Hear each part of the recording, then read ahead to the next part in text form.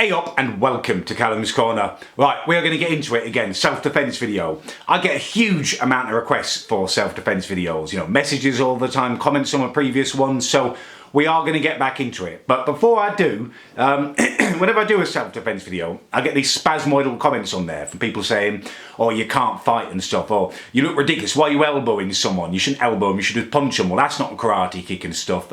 So I just want to give you conclusive proof that I do know what I'm talking about. I've been reading this book recently by a guy called Lee Child. It's all about this ex-army major called Jack Reacher. He was in the military police, the toughest of the tough, they police the tough guys. And in this little passage I'm going to read you, he's in a confrontation with two guys and he's going to have to fight them. And this is what he does. This just backs up everything I've been saying. Right. He hit, this is Reacher doing it by the way, he hit the right hand guy in the side of his head with his elbow. Lots of good biological reasons for doing that. Generally speaking, the human skull is harder than a human hand. A hand to skull impact, the hand gets damaged first, the elbow is better. So there you go, a book proving that probably one of the toughest guys in the world is using the same kind of self-defense moves as I use. So let there be no more questions about my expertise. Right, so as I say, I get loads of requests. I'm sitting there racking my brain thinking, what kind of moves can I show them? I've shown you spin moves, I've shown you ground and pound, karate kicks, all that kind of stuff. What about these people who are too scared? What are they going to do? And there's a good, there's a portion of people out there who are like that. I've seen hundreds of videos on World Star Hip Hop where people are just getting attacked, bashed up, and people are videoing it and stuff. And the thing is, on these videos, you can tell someone's going to get punched.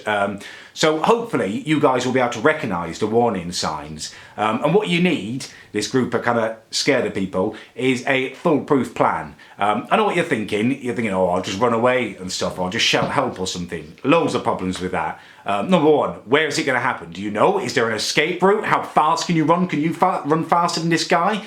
Are you going to be able to shout help as you're running? Are you going to be out of breath? I mean, just shouting help as well, it's pretty indistinct, isn't it? Who's shouting help? What do they need help with? Are they just got something too heavy? Is it a serious situation? You're not guaranteeing your self-help. So what I want you to have in your mind, as with the people who I've taught to fight and stuff, you've got the moves, you've practiced them, you're ready to do them. I want you to have a phrase in your head ready to scream out as loud as you can. So these guys, or this guy has cornered you, or he's on hot on your tail or something, I want you to shout as loud as you can so everyone can hear, this bloke's trying to rape me! Two things this does. Gets attention, people hear the word rape, everyone's looking around, everyone wants to help you. Number two, this big tough guy who a minute ago was about to bash you is feeling embarrassed now. He didn't care if people were seeing him beat you up because that makes him look better, but raping another guy, he's seriously embarrassed. He's going to stop in his tracks.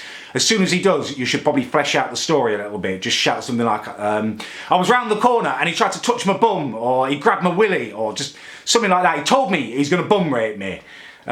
This guy, 99.9% of times, is going to walk away embarrassed. He doesn't want anything to do with this anymore. He knows you're willing to go to any lengths to protect yourself. You're embarrassing. You'll do what it takes. In the very unlikely event he presses on with it, everyone's around. Everyone's looking. They're not going to let you get raped. They're thinking he's a dirty bastard. They're going to protect you from him. Yeah, so that is it in a nutshell, really. You go hard or you go home. You shout something that no one expects you to shout. The guy's going to be embarrassed. It's going to keep you safe. Obviously, it's going to be a little bit kind of embarrassing for you.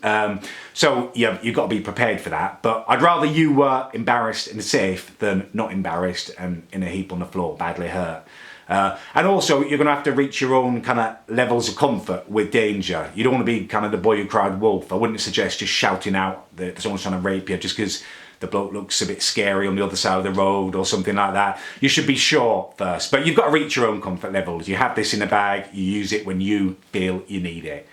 Yeah, that's it. Hopefully that will keep you safe. I would recommend the Lee Child books a lot. There's lots of kind of tactical goodness in there. He's very cool, calm, cold thinking. He reminds me a lot of myself, actually, this Jack Reacher guy. Yeah, there you go. Not many videos this week, as I said. I'm concentrating on my Afghan dance end. I've almost got it finished now. A couple more tiny little bits of filming and editing, but I'm massively confident it will be out this weekend now, and it will finish that little prawn off.